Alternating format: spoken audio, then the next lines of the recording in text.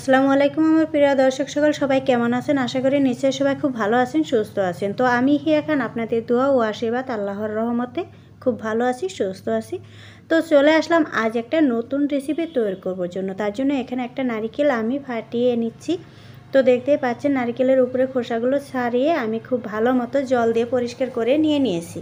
তো এরকম একটা গ্রেটার নিয়েছি, ছোটো সাইজের যে গ্রেটারগুলো আছে সেগুলো নিয়েছি আমি এই নারকেল কুড়াবো বলে। তো নারকেল কুড়ানো কামটা কিন্তু একটু কঠিন কাজই হয়, কারণ এটা একটু কষ্টকর কাজ। তাই এরকম যদি আপনারা গ্রেটার দিয়ে গ্রেট করে নেন তাহলে কিন্তু কষ্টই হবে না, একেবারে খুব সহজেই কিন্তু সহজভাবে নারকেলগুলো কুড়িয়ে নিতে পারবেন। তো দেখেই বুঝতে পারছেন যে কতটা সুন্দর হয়েছে। তো এবার চলে আসলাম আমি নারকেলগুলো রেখে এখানে আমি চুলাতে কড়াই বসাইছি, আর কড়াইটা গরম হয়ে যাওয়ার পর এখানে আমি দিয়ে দিচ্ছি আখের গুড়।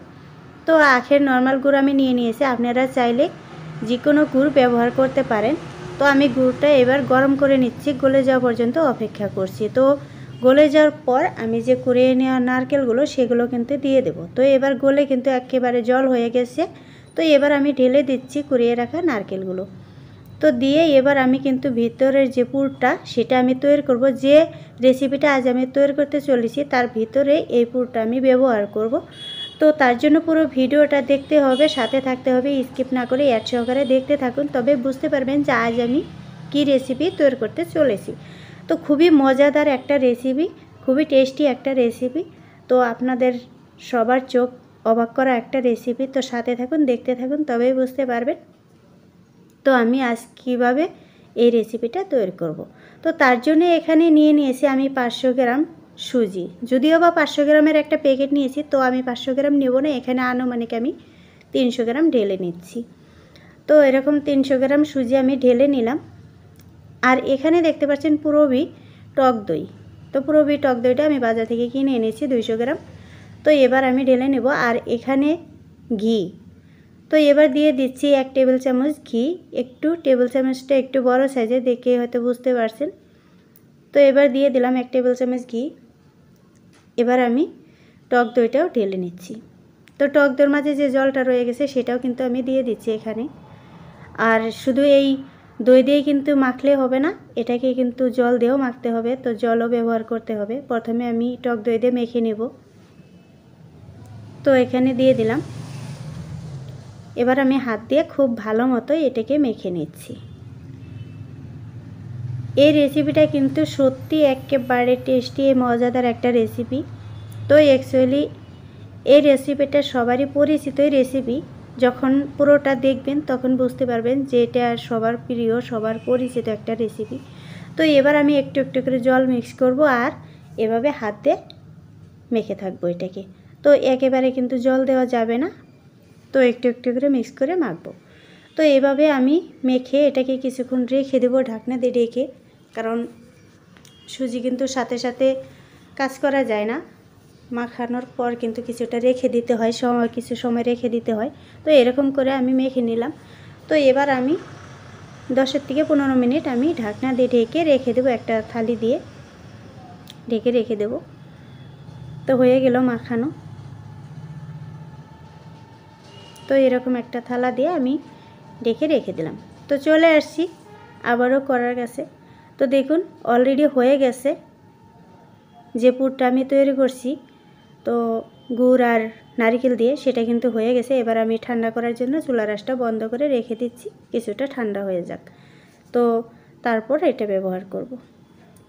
তো এদিকে আমি একটা এরকম রাইস কুকারের পাত্রের মধ্যে জল দিয়ে আমি জাল করে নিয়েছি, অলরেডি ভাপ উঠে গেছে দেখতে পাচ্ছেন। তো একটা ফোঁটা থাকা একটা পাত্র দিয়ে আমি ঢেকে দিলাম থালার মতো। তো এরকম যে কেক বানানো বাটিগুলো আছে সেগুলো আমি নিয়ে নিয়েছি, একটু সামান্য সরষের তেল মেখে হাত দিয়ে। তো এবার নিয়ে আসলাম আবারও সেই সুজির ব্যাটারটা। তো দেখুন কতটা শুকনো হয়ে গেছে। এবার কিন্তু এখানে আরও জল ব্যবহার করতে হবে, এটাকে আরও মাখতে হবে, কারণ সুজি কিন্তু কিছুক্ষণ রেখে দেওয়ার পর অনেকটাই ফুলে যায় আর জলটাও টেনে নেয়। তার জন্য এখানে আরও একটু জল ব্যবহার করতে হবে আর মাখতে হবে। তো এবার আরও একটু জল দিয়ে আমি এটাকে মেখে নিলাম, তা না হলে কিন্তু ব্যাটারটা অনেকটাই ঘন হয়ে গেছে। তো তার জন্য এই রেসিপিটা বানানো সহজ হবে না। তো এবার আমি যে পাত্রে তেল মেখে রেখে দিয়েছি সেখানে আমি এরকম করে ঢেলে নিচ্ছি। তো পুরোটা কিন্তু ঢালা যাবে না, তো কিছুটা রেখে দেব। প্রথমে আমি অল্প করে ঢেলে নিলাম।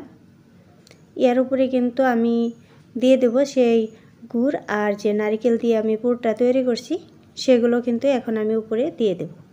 তো এরকম করে দিয়ে দিচ্ছি। তো পুরটা দেওয়ার পর কিন্তু এখানে আরও সুজির ব্যাটার দিতে হবে। তো তার জন্য প্রথমে আমি কম করেই নিয়ে নিয়েছি। তো আপনাদেরকে জানাই ছোট্ট একটা রিকোয়েস্ট, যারা আমার চ্যানেলটা এখনও সাবস্ক্রাইব করেন নাই তারা এখনই সাবস্ক্রাইব করে পাশে থাকা বেল আইকনটিকে ক্লিক করে অল অপশানে ক্লিক করে দিবেন, যাতে আমার বানানো প্রত্যেকটা নিত্য নতুন রেসিপি সবার আগে আপনাদের কাছে পৌঁছে যায়।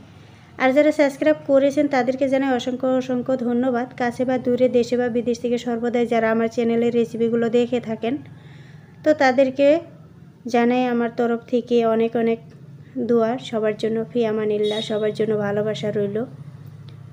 তো সবাই এরকমভাবে সবসময় আমার পাশে থাকবেন। আপনারা পাশে না থাকলে হয়তো এত দূরে এগিয়ে আসতে পারতাম না। আপনাদের দোয়া ও আশীর্বাদে এখনও হয়তো কিছুটা এগোতে পারছি আমি। আর সামনের দিকে হয়তো স্বপ্ন দেখছি আপনাদেরকে সঙ্গে নিয়ে, কারণ আপনারা পাশে আছেন বলে। তো এভাবে সাপোর্ট করে যাবেন ইনশাআল্লাহ, আশা রাখি।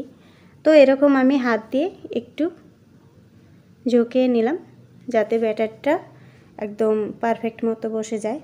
তো এবার আমি দিয়ে দিচ্ছি সেই জলের মাঝে যে পাত্র দিয়ে আমি রেখে দিয়েছি, পাত্রের মাঝে জল দিয়ে রেখে দিয়েছি ভাপ ওঠা পর্যন্ত। তো ভাপ উঠে গেছে, সেখানে আমি দিয়ে দিয়েছি, একটু উল্টোপাল্টা হয়ে গেছে, ডোন্ট মাইন্ড, তো সরি, ক্ষমা করবেন সবাই। তো এখানে দেখতে পাচ্ছেন সেটা আমি ওদিকে যে ব্যাটারটা বসিয়ে দিয়ে এদিকে চলে আসলাম। এখানে দেখতে পাচ্ছেন কিছুগুলো চেরি আর নিয়েছি আমি কিশমিশ। তো খুব ভালো মতো জল দিয়ে পরিষ্কার করে জলের মাঝে ডুবিয়ে রেখে দিয়েছি। এবার আমি এরকম চাকুর সাহায্যে চেরিগুলোকে আমি দুফালা করে নিচ্ছি। তো চেরি ফল, তো চেরি বললে হয়তো অনেকে আবার ভাবতে পারে চেরি কেন বলছি শুধু, তো এগুলো দিয়ে আমি একটু শ্বাস কাটিয়ে নিব বলে। তো এখানে দেখতে পাচ্ছেন দুটো আমি ছোটো বাটি নিয়ে নিয়েছি, কিছুটা ব্যাটার রয়ে গেছে, সেগুলো দিয়ে আমি এই ছোটো বাটির মাঝে তৈরি করব তার জন্য। তো এখানে আমি তেল মেখে নিয়েছি। তো এবার আমি দিয়ে দিচ্ছি ব্যাটার। তো প্রথমে 1 চামচ করে আমি দিয়ে দিচ্ছি এখানে। তো 1 চামচ করে দুটো বাটিতেই দিয়ে দেব।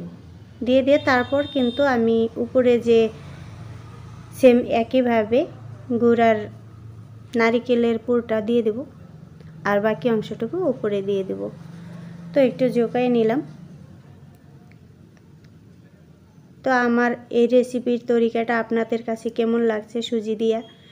তো আজকের রেসিপিটা আশা করি সবার কাছে ভালো লাগবে। তো পুরো ভিডিওটা আরও দেখতে থাকবেন, পুরো রেসিপিটা দেখুন, তারপর দেখবেন আরও ভালো লাগবে সামনের দিকে। তো এবার আমি দিয়ে চারো সাইডে খুব ভালো মতো একদম বসিয়ে নিলাম। তো এরকম করে ঝুঁকাই একবারে পারফেক্ট মতো এটাকে সেট করে নিলাম। এবার আবার চলে আসলাম আমি চুলার কাছে, যে ব্যাটারটা প্রথমে আমি সিদ্ধ বসিয়েছি, তো সেখানে চলে আসলাম। এবার ঢাকনা তুলে দেখছি, তো এখনও কিন্তু হয়নি এটা। তো কিছুটা হয়ে গেছে আর কিছুটা কিন্তু হবার বাকি আছে। এই পর্যায়ে আমি উপরে যে কিশমিশ আর চেরিগুলো বসিয়ে দিচ্ছি। তো এভাবে দিয়ে দিচ্ছি, দেখতে একটু ভালো লাগবে বলে। তো একেবারে হয়ে যাওয়ার পর কিন্তু দেওয়া যাবে না, তা না হলে কিন্তু হবে না। তো ওইটা আমি ওইভাবে দিয়েছি, আর এটা কিন্তু দিয়ে দিলাম আমি কাঁচা থাকা অবস্থায়। এরকম কাঁচা অবস্থায় এগুলোকে আমি একটু ডিজাইন করে নিয়ে নিলাম। তো আপনারা চাইলে যে কোনো জিনিস দিয়ে নিতে পারেন।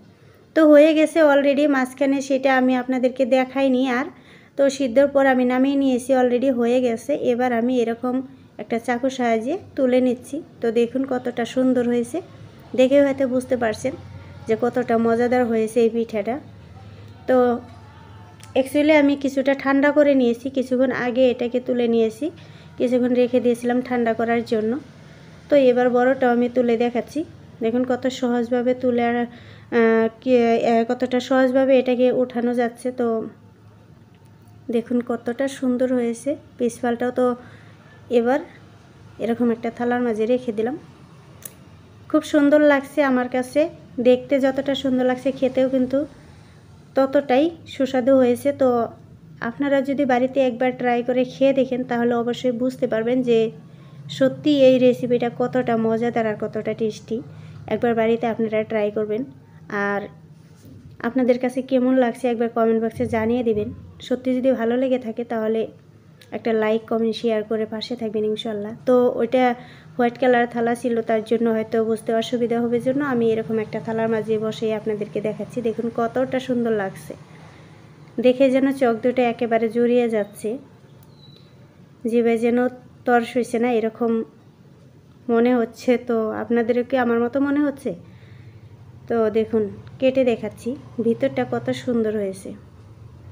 তো এবারে একটু খেয়ে দেখছি নিজেই, তো দেখুন কতটা সুন্দর হয়েছে, একেবারে ভিতরটা দেখুন কতটা ভালো লাগছে। তো আজকের মতো এই পর্যন্ত, সবাই ভালো থাকবেন, সুস্থ থাকবেন, আল্লাহ হাফেজ। দেখা হবে আবার পরের কোনো রেসিপিতে। তো আসসালামু আলাইকুম, সবাইকে জানাই ধন্যবাদ।